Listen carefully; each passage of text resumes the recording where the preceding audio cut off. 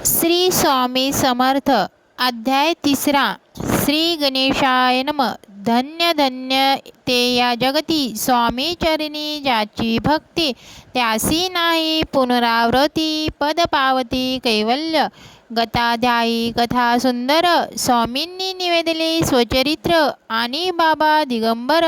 त्यांचे व्रत निवेदले निर्विकार स्वामी मूर्ती लोका चमत्कारी दाविते काही वर्ष करुणी वस्ती मंगळवेढे सोडिले मोहोळ माझी वास्तव्य करीती आप्पा टोळ झाले भक्त तेथेची साकल्य वृत्त अल्पमती केवी पूर्ण स्वामी चरित्राचे हे सार पूर म्हणून केला नाही विस्तार वर्णिता कथा समग्र ग्रंथ पसरे उद्धवसीम सवे घेऊनी स्वामीसी टोळ जाती अक्कलकोटासी अर्धमार्गावरुनी टोळासी मागे परतणे भाग पडे टोळ आज्ञापिले सेविका जोवरी आम्ही येऊ का तोवरी स्वामीसी सोडू नका तेथेच मुक्काम करावा टोळ गेली या परतोनी स्वामी चालले उठूने बहुत वर्जले सेवकानी परी नच मानले त्या तेथोनिया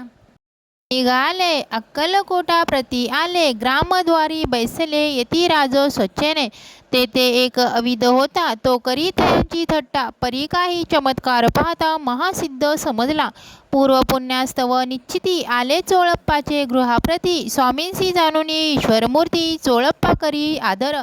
चोळप्पाचे भाग्य उदले येती राजगृहासी आले जैसे कामधेनू आपण बळे दरिंद्रादाच्या घरी जाय पूर्व पुण्य होते गाठी म्हणून घडल्या या गोष्टी स्वामी झाली स्वामी राजभेटी परमभाग्य तयांचे धनधन्य तयांचे सदन जे स्वामी वास्तव्यस्थान सुरवराजे दुर्लक्ष चरण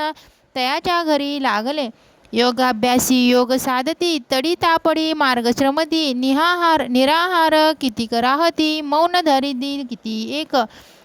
चरणी उभे राहूनी सदा विलोकिती गगन एक गिरिगवरी बसोनी तपश्चर्या करिताती एक पंचाग्री साधन करीती एक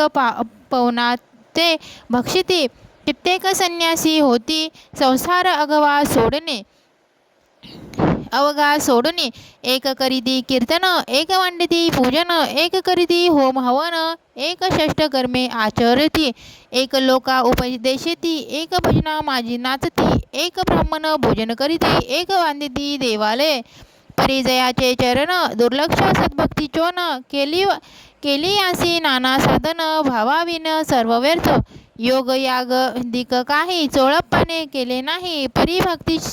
परिभक्ती स्तव पाही स्वामी आले सदनाते तयाची देखून या भक्ती स्वामी तेथे भोजन करीती तेव्हा चोळप्पाच्या चित्ती आनंद झाला भोवसाळ ते पासून तयाचे घरी राहिले स्वामी अवतारी दिवसेदिवस चाकरी चोळप्पा करी अधिकाधिक तेव्हा राज्यपदाधिकारी मालोजी राजे गादीवरी दक्ष असूनी कार्यभारी परमज्ञानी असतीजे कोटासी प्रख्याती तेव्हा काही विशेष परितयांचे भाग्य निश्चिती स्वामी चरणी उदले तैपासून जगात त्या नगराचे नाव गाजत अप्रसिद्ध ते प्रख्यात किती एक झाले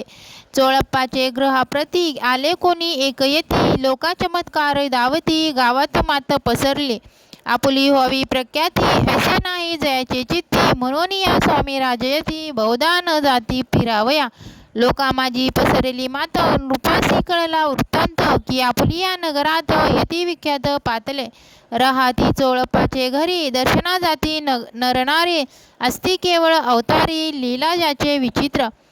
वार्ता ऐसी कोणी राव बोलला कायवानी गावात येवनी फार दिवस झाले परी आम्हा श्रुत पाही आजोर्य झाले नाही आता जाऊन या लवलाही भेटो तया येतीवर्या परी ते केवळ अंतज्ञानी ऐशी वार्ता ऐकली कानी हे सत्य तरी येवनी आताच देते दर्शना राव मुखातून वाणी निघाली तोची यती मूर्ती पुढे ठेली सकळ सभा चकित झाली मती गुंतली रायाचे सिंहासनाखाली उतरवून राव घाली लोटांगण प्रेमाश्रूने भरले नयन कंठ झाला शोधित दृढ घातली मिठी चरणी चरण धुतले नेत्राश्रूने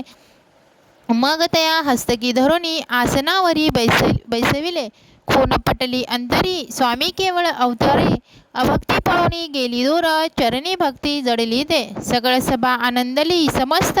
पावले वंदिली षोडशोपचारे पूजली स्वामी मूर्ती रूपराय निराकार आणि निर्गुण भक्तांसाठी झाले सगुण तयाच्या पादुका श्रीधरोन विष्णुनाचे ब्रह्मानंदे स्वामी चरित्र सारामृत नाना प्राकृत कथा संमत प्रेम भक्त परशोत तृतीय अध्याय गोढा श्री स्वामी चरित्र परिणमास्तो श्री रस्तु शुंभ भवतो इति श्री स्वामी चरित्र सारामृत अक्कलकोट नगर प्रवेशे नाम तृतीय अध्याय गोढा श्री स्वामी समर्थ श्री स्वामी समर्थ श्री स्वामी समर्थ श्री स्वामी समर्थ श्री स्वामी समर्थ।